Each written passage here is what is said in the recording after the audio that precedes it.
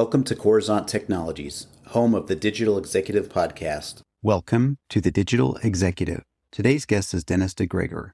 Dennis DeGregor serves as Vice President, Global Experience Data Practice at Ogilvy. Dennis is the lead data strategy advisor for Fortune 500 brands globally on enterprise customer experience transformation, analytics, and leveraging technology for competitive business advantage. He has written numerous books on the subject of enterprise data, strategic AI, and leveraging the global internet for competitive advantage through data-driven customer experience transformation. Well, good afternoon, Dennis. Welcome to the show. Brian, it's great to be here. Good to see you. Absolutely. Appreciate you making the time. Hailing out of the great city of Chicago, the Windy City. Obviously, a lot of great movies and people have come out of Chicago, including yourself. So I appreciate you making that time. Dennis, we're going to jump into your questions here. You've got quite the career in customer experience and innovation at some of the top Fortune 500s as a senior executive, author, and now the vice president, global experience data practice at Ogilvy. Could you share with our audience the secret to your career growth and what inspires you? Well, Brian, that's a great question. No one's ever asked it of me before, but the answer is early on, everybody is different. We know that. But I focused in on this convergence of technology and marketing that intrigued me to no end. In the early days of the MarTech revolution, I realized at that time that technology was going to transform marketing and advertising. So I grabbed onto that and was just relentless in trying to stay in front of things that were going to change the landscape, trends, sorting out what was hype from what was real and could impact the bottom line. So it was that particular area of focus, I think, that has been the common thread. Thank you. I appreciate you expanding a little bit on your career there. That's very helpful for those, especially in your line of work. Always helpful to grab a nugget out of this podcast and share with our global audience. So again, thank you. Dennis, let's talk a little bit about AI. With generative AI on the minds of so many people and its impact on their business this year, could you share your insights on what the brand journey has been over the past year for companies navigating the use of AI into their marketing? 2022 and 2023 have been transformative years. Specifically, what has occurred is there has been a lot of prototyping with generative AI in marketing across 4 domains: image, video, audio, and text. Those are the big 4 in generative AI as it relates to marketing. And what we've been doing for the last year, to your question, is we've been executing a lot of prototypes to understand the champion challenger matrix, so to speak. In other words, how can we use generative AI versus other types of content that is pulled from static repositories such as digital asset management systems or content management systems like DMPs and so forth? How can we use generative AI and its real-time nature to improve conversion rates, whatever it is that we're measuring: direct sales rates, response rates, click-through rates, open rates for email, engagement rates for digital channels. So that has been what has been transpiring in the last year. And it's going to be a big 2024 because I really see a couple breakthroughs on the horizon that are interesting.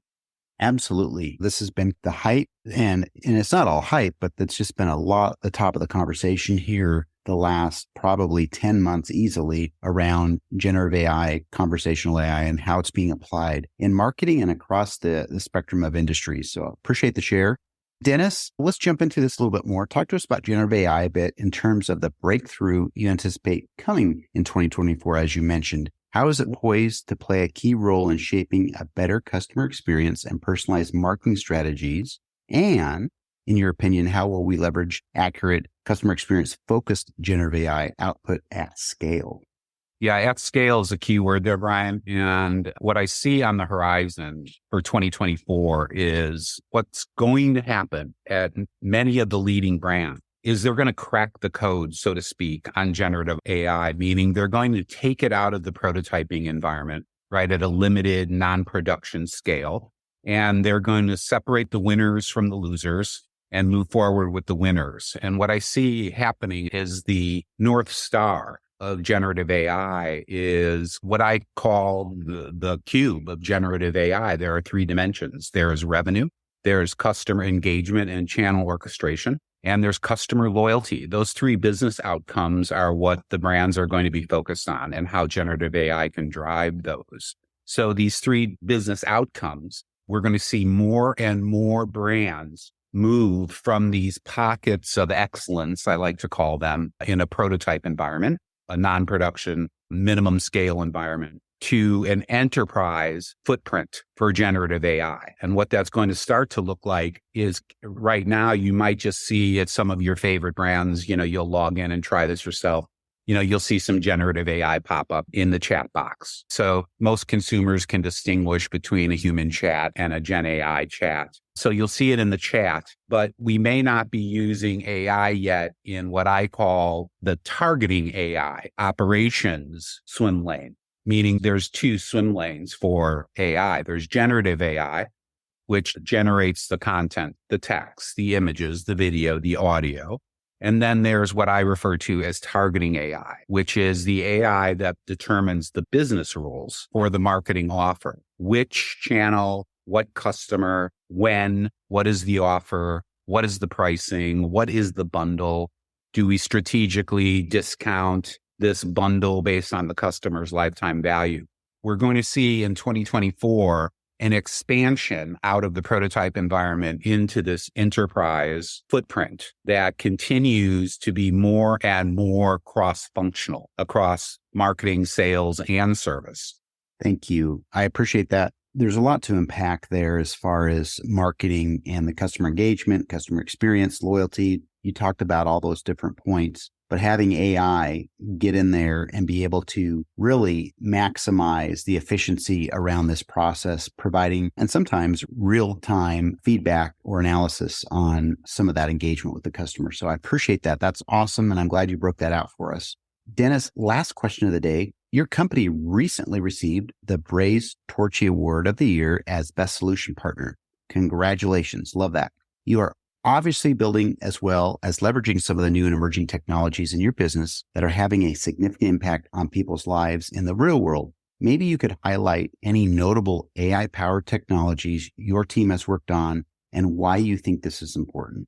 I think that the most important thing that we've done so far with AI being executed is beyond the Torchy Award, and Ogilvy was also awarded Adweek's Global Agency of the Year for 2023. Beyond those awards, we executed a program that we call the Undercover app.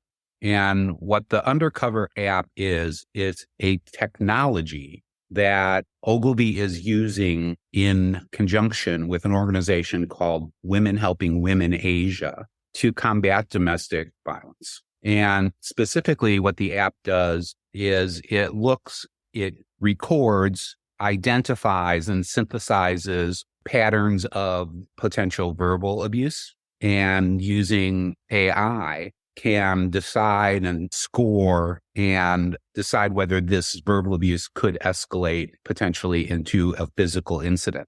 This is really a great social cause, and Ogilvy is behind it 100%. And it's a great solution, right, to a continuing social problem that needs to be addressed. Thank you. And I think that's a great use case, if you want to call it that, as far as leveraging AI technology to address a real world problem. Again, Dennis, I appreciate that. And I want to let you know, Dennis, it was such a pleasure having you on today, and I look forward to speaking with you real soon. Great, Brian. We'll see you for the next session. Bye for now.